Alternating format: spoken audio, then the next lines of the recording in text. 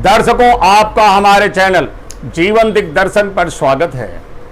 दर्शकों, अगर आप हमारे चैनल पर पहली बार आए हैं और आपको हमारी दी हुई जानकारी अच्छी लगती है तो आप इसे इसी वक्त सब्सक्राइब करें, बेल आइकन दबाना नहीं भूलें ताकि कोई भी जानकारी जैसे ही हम अपलोड करें आप तक शीघ्रता से पहुंच जाए और आप उस जानकारी से भली भांति अवगत होकर अपने जीवन को सुख समृद्धि से भर सकें।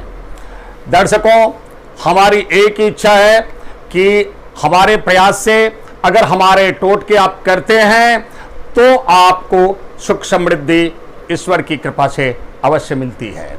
इसलिए आप हमारे इस आज के उपाय को आप करके देखें। यह उन लोगों के लिए है जिन लोगों को रोजगार नहीं मिलता, जिनको कमाई का कोई जरिया नहीं है, जो बेचारे परेशान हैं कि कहीं कुछ भी रोटी की व्यवस्था हो जाए।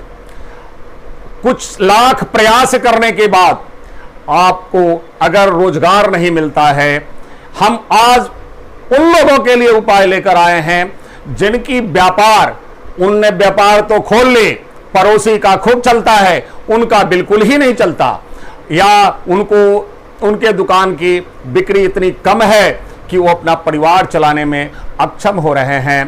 तो आप भी इस टोटके को आजमा कर देखें, आपका व्यापार सुगमता से चल पड़ेगा। दर्शकों, बहुत छोटा उपाय है, आप इसे इस नवरात्रि में करके देखें। हालांकि आप इस नवरात्रि में इस उपाय को कर लेंगे तो अगली नवरात्रि तक आप सुख समृद्धि से भरपूर होंगे। इस बात का हम माता की कृपा से आपको 100% गारंटी देते हैं। दर्शकों, इसके लिए आप 27 साबुत पान के पत्ते जिसकी डंठल उसमें लगी हो, एक भी पत्ते में दाग ना हो, बेदाग पत्ता 27 ले लें और 27 पत्तों को लाल धागे में इस तरह से पिरो दें ताकि वह एक माला का रूप ले ले। किसी भी रात्रि में ठीक 12 बजे यानी 11:30 से 12:30 के बीच में आप इस माला को लेकर देवी मंदिर में पहुंच जाएं और माता के समक्ष माता का जो भी आपको पूजन करना है करते हुए आप देवी माता के गले में यह माला डाल दें और डालकर अपने रोजगार के लिए निवेदन करें कि हे माता, आप हमें शीघ्रातिशीघ्र रोजगार प्रदान करें। और आप देखेंगे कि आपके माला डालने के कुछ ही समय के अंदर चमत्कारिक रूप से आपको रोजगार मिल जाएगा। रोजगार जब मिल जाए तो उस माला को आप ले जाकर जल में प्रवाहित कर दें। अगर आप व्यापारी वर्ग के हैं और आपका व्यापार नहीं चलता तो आप अपने व्यापार में प्रगति के लिए व्यापार को गति देने का निवेदन माता से करें। माता दुर्गा की कृपा जिस पर हो जाती है वह कभी कंगाल नहीं होता। आपको मार्कंडेय पुराण में लिखा भी है कि रोगान शेषान अपहंसि तुष्टा रुष्टा तो कामान सकलान अभिष्टान त्वमाश्रिता नाम न विपन्नराणाम त्वमाश्रिता याश्रयताम प्रयांति। कहने का मतलब कि माता जब प्रसन्न होती है तो रोगियों के रोग को भी हर लेती है। किसी को रोग, किसी को दुख, दैविक भौतिक किसी प्रकार का कोई दुख नहीं होता।